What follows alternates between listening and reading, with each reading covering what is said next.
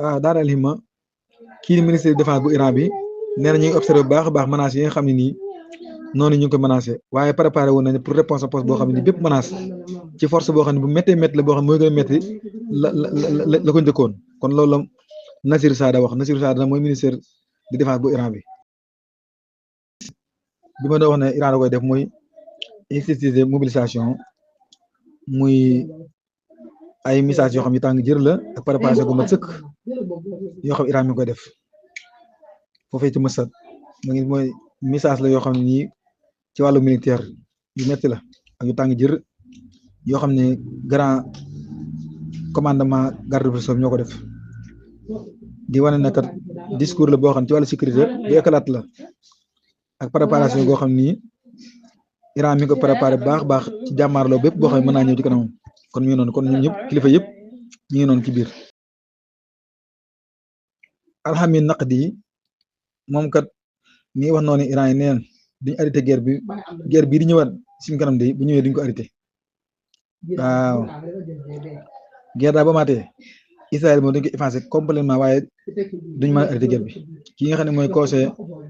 commandant général garde révolution bi Mohammad Rida Naqdi jàmmaarloo dafa amaate bu ne li ñuy sàkku ci force mobilisation yi rek ñàkk arrêté guerre bi njëkk Israël daal jeex complètement yàlla ko yàlla def kii daal li mu wax daal mooy fële ji guerre bu amaatee moom amul taxaw dem ba jeex tàkk la rek. Trump kat nee nañ mi ngi ñaax ak a soññu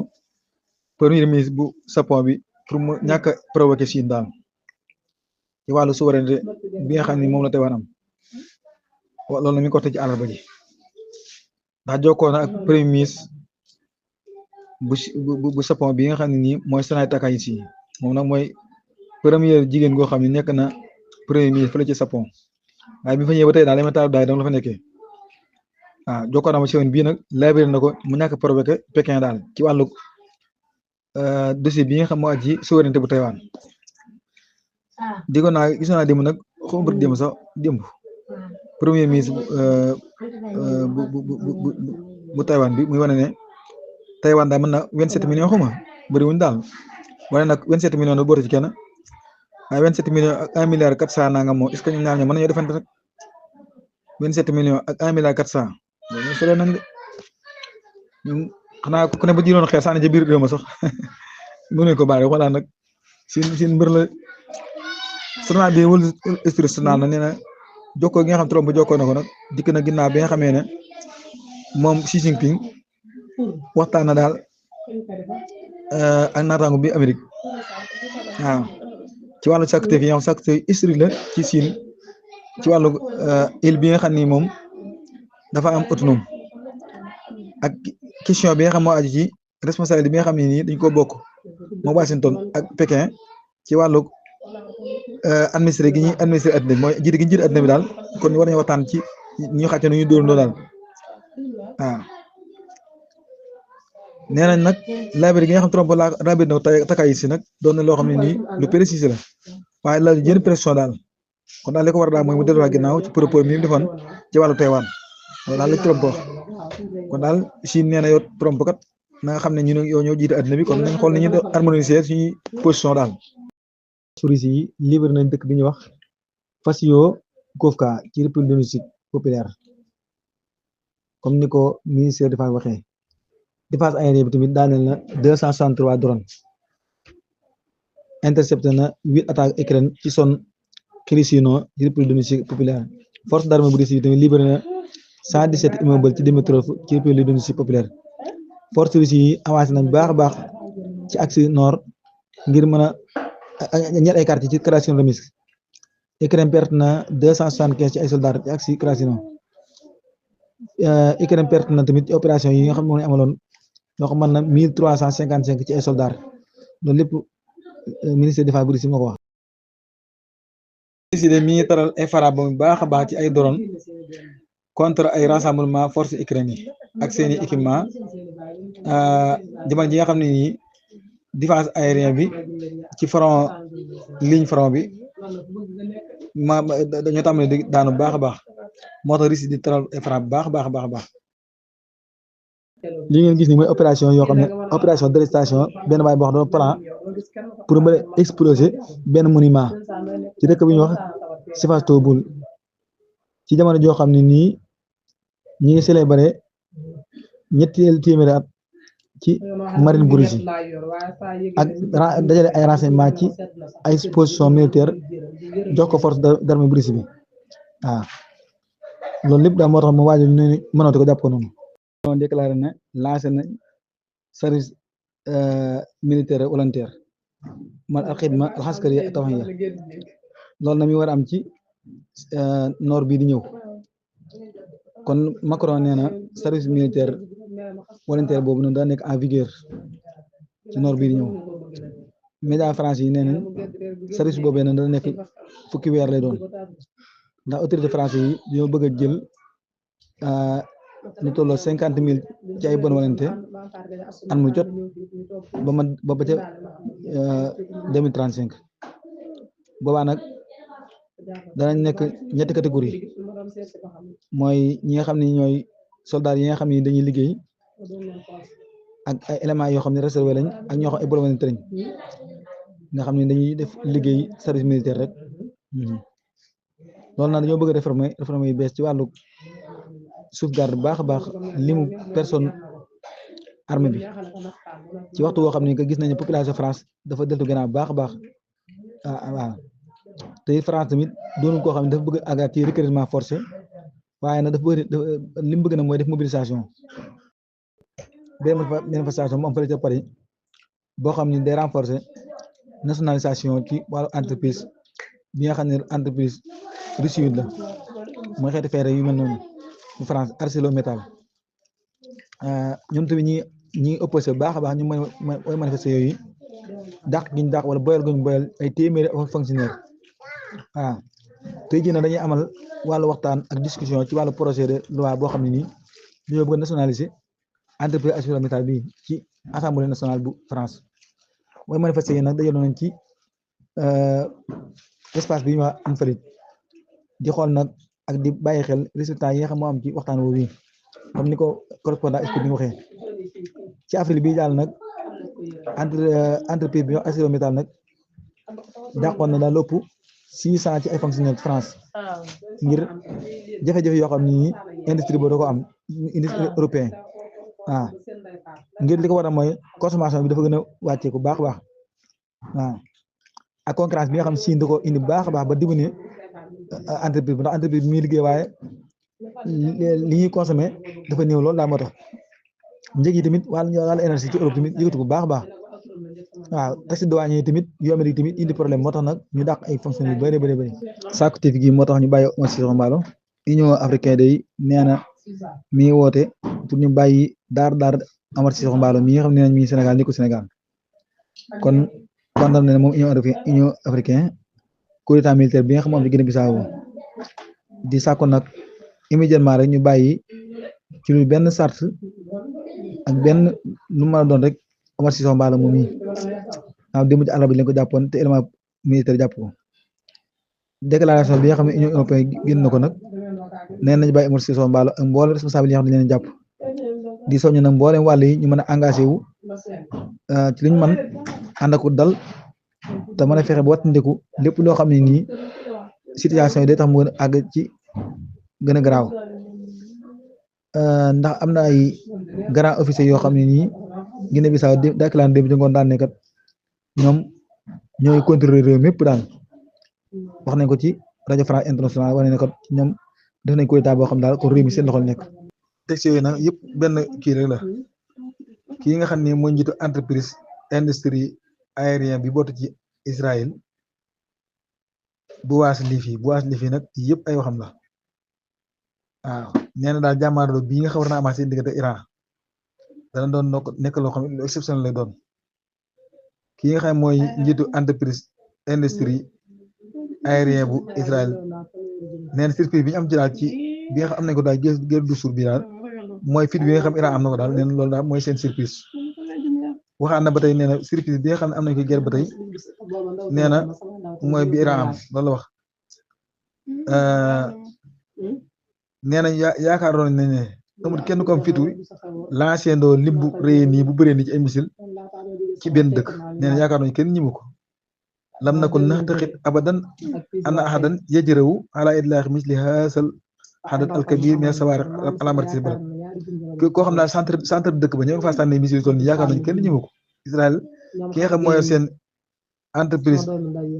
industrie aérienne bi moo wax loolu nee na yaakaar nañu kenn ñimu loolu Iran ñi mën a ëpp loolu waaw nee na nag ñaari système moo fi nekk yu bees ci wàllu drone ñaari système drone yëpp ña ngi koy testé fee ci Amérique loolu la wax waaw nee na nag li nga xam leer na tam leer nañ ñi daal nee na guerre bi nga xam ne moo war a ñëwaat doon lee boo xam ni nii ay waamee missile lay doon loolu nag ministère défense bu Israël ci loxoom nekk te loolu ay néew yu bëree bëri la li am solo daal li nga xam ne laa gën a mu am solo daal mooy ne yaakaaroon nañu kenn ñu wuta sànnee loolu lu toll nii ci diggub dëkk Iran ñemee lu ëpp loolu say boni président Turquie Recep Tayyip Erdogan recevoir na kii nga xam ni mooy chef de l'État Vatican Papa Léon XIV ci Ankara kon moom première visite étranger moo ko defee ci Turquie moom mii nga xam ne nii mooy njiitu jàngu bi Israël al yawma day ab journal la boo xam ne nee na genn wàllu colon yi dëkk foofee ca colon Israël yi nga xam ñoo tolloo Liban yi delluwuñ seeni kër doonte nag cessez-le-feu bu amee léegi yàgg na lool ak Hezbollah xam mën na at cessez-le-feu diggante Israël ak Hezbollah mën na at waaye ñoom doon delluwuñ seeni kër colon bi ñu wax Kiryat Shmona day la fa delluwaat mutul 30% ci population ba la ëpp ca ñaari colon yii nag Manaara ak Sutala tamit ñoom la ëpp foofu delluwuñ bu dee ca ñaari colon yi nga xam ni nag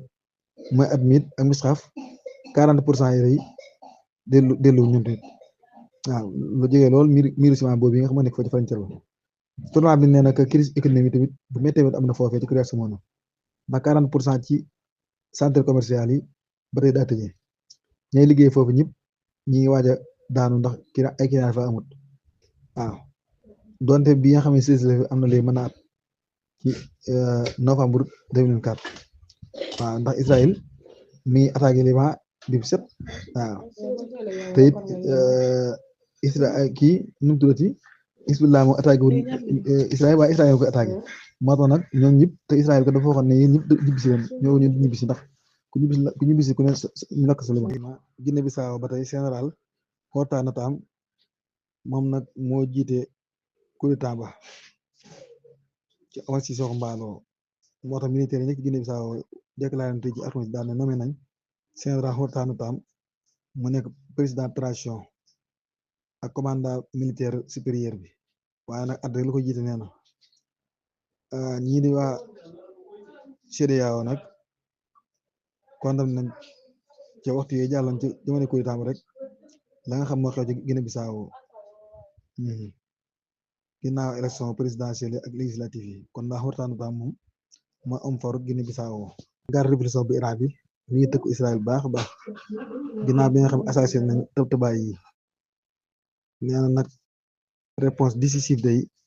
mi ngi xaar ñi nga xam ne ñoo def agression bi ci waxtu yi nga xam ne nii moom lañ déterminé ne ci lay am waaw ñoo ñi ko def daal Iran nee na moom nañ bàyyi xel ne force yi fi dróomu noonu rek ci ànd ngelaw li jàll faaw réponse décisive daal dana daal seen kaw ñoom israélien yooyu waaw daanaka li ma kooku ngeen gis noonu nee nañ mooy président bees bu Guinée Bissau moom mii dañ ne nag ab jullit la bi mu duggee ci diine lislaam bi daa yàggul lool kon ñu ngi koy dalal jàmm ci suñ diine ji nga xam mooy diine jàmm ci jamonoy Omar Sissoko Embaló nag ci la dugg ci diine lislaam bi waaye nag neen transition bi benn at lay doon Omar Sissoko Embaló moom tamit neen takk na ay walisam ñëw na Sénégal loolu nag ay sources yu bari wax nañ ko ci biir réew ak bitu réew ba ci doot sowle bu Allemagne saxoon na ko ba ci affaire étranger bu Sénégal tamit nee na Omar Sissoko Embaló mi nga xam ne président sortant la nekkoon candidat bu nga xam ne dafa wut deuxième mandat ak Sénégal Dakar ginnaaw ay waxtu rek bi nga xamee ne armée bi samp na général Horta Natam pour mu jiite réew ma bu dee texte boobu topp noonu ngeen gis noonu borom laafu moom yi nga xam ne nii mooy Domingo Simões Pereira moom tamit am na benn source bu ne ñi ngi ko bëgg a bàyyi moom mi nga xam mooy jiite PAIGC Parti africain de indépendance Guinée-Bissau Cap-Vert waaw moo kii mooy PAI Teranga moom jiite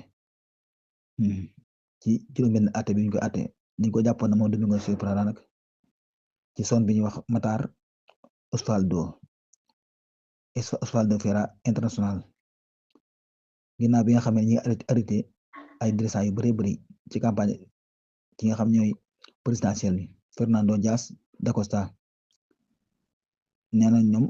ñi ngi leen di contrôler ñi ngi leen bàyyi xel baax ñi nga xam ñooy contrôler te nekk jóge ci yeneen réew ñi leen bàyyi xel baax waaw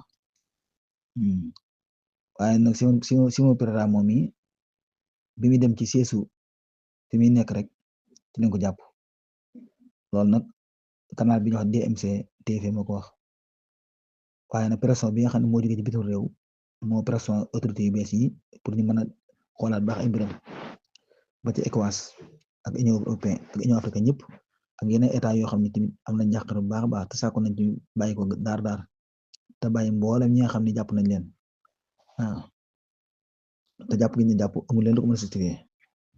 waaw loolu nag la ñuy wax mooy ndax autorité yu bees yi autorité militaire yi lii nga xam ne mooy réew bëgg dañ ko defal diit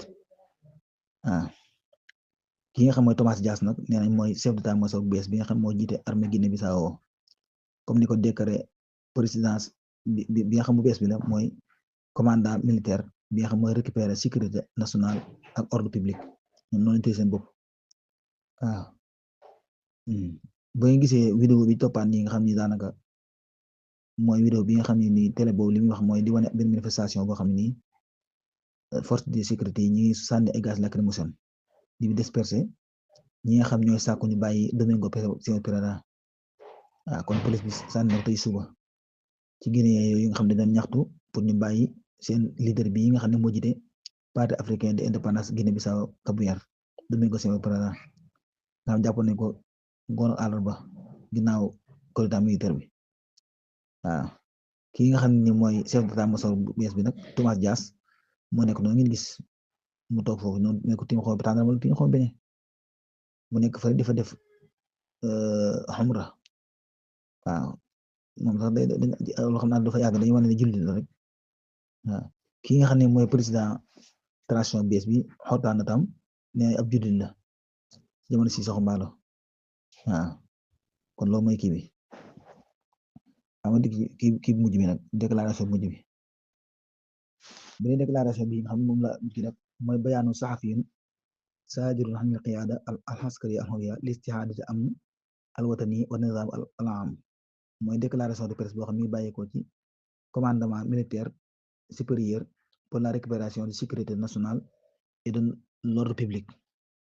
déclaration bi ci ñoom la bàyyeekoo moo ñoom ñi nga xam ñooy réew mu jamono ji mi ngi bàyyeekoo Guinée-Bissau 27 novembre 2025